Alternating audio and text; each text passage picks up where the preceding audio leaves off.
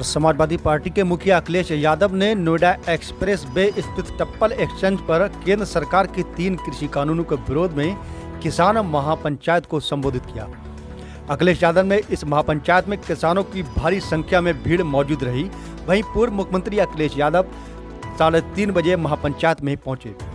Sapa supremo Akhilesh Yadav ने किसान महापंचायत को संबोधित करते हुए कहा कि किसान आंदोलन को आज 100 दिन हो गए, लेकिन किसान अब तक संघर्ष कर रहा है। उन्होंने कहा कि इस आंदोलन से किसानों और युवाओं का भविष्य जुड़ा है, इसलिए यह आंदोलन तीनों किसान कानून वापस न होने तक जारी रहेगा।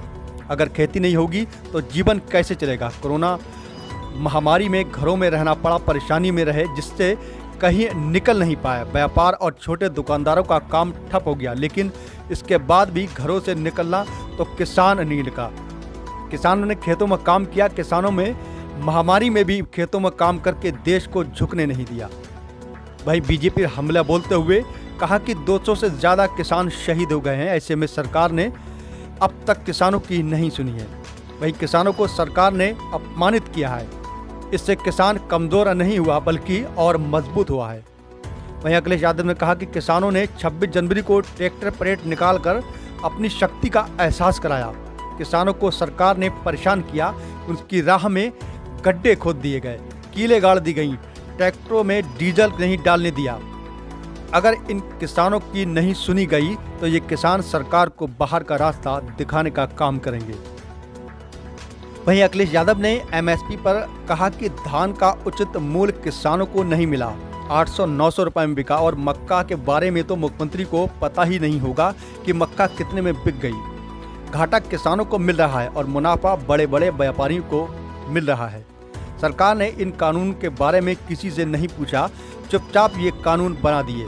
इससे किसानों की खेती चली जाएगी और उन्हें न्याय भी नहीं मिलेगा। दिल्ली वाले और प्रदेश वाले मंत्री बताए गए कि एमएसपी मिल रही है। बीजेपी वाले मिस कॉल वाले नंबर को सदस्य बनाते हैं, लेकिन अब ये बताएं कि कौन सा नंबर है जिससे किसानों को एमएसपी बिल मिल जाएगा।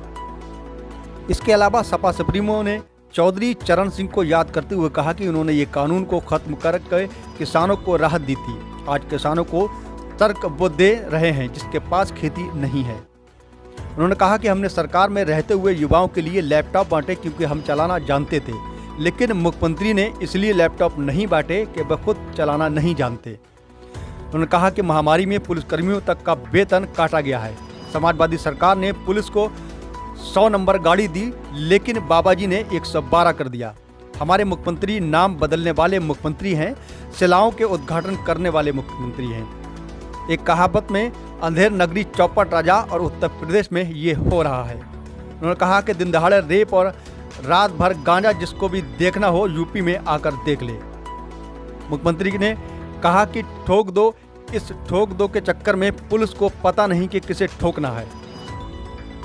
वहीं उन्होंने कहा कि बीजेपी ने देश को बर्बाद करने वाले फैसले लिए। जीएसटी, नोटबंदी, लॉकडाउन में मजदूरों की जान चली गई। पैदल चलते हुए लगातार मजदूरों की मौत हो गई, लेकिन इससे सरकार को कोई फर्क नहीं पड़ा। देश में बढ़ती बेरोजगारी और भ्रष्टाचारी से लिप्त है ये सरकार।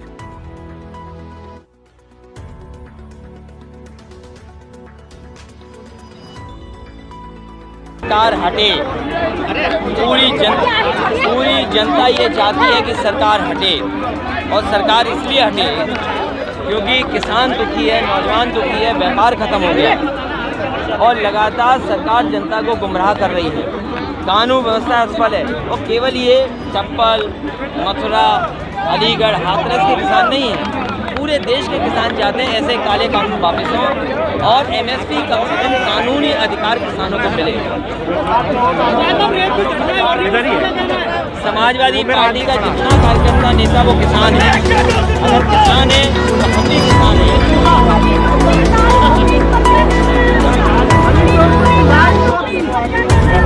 देखिए, टोपी वाली बात तो इसलिए कि वो जनता का ध्यान हटाना चाहते हैं। वो एमएसपी नहीं दे पा रहे, इसलिए वो टोपी की बात कर रहे हैं।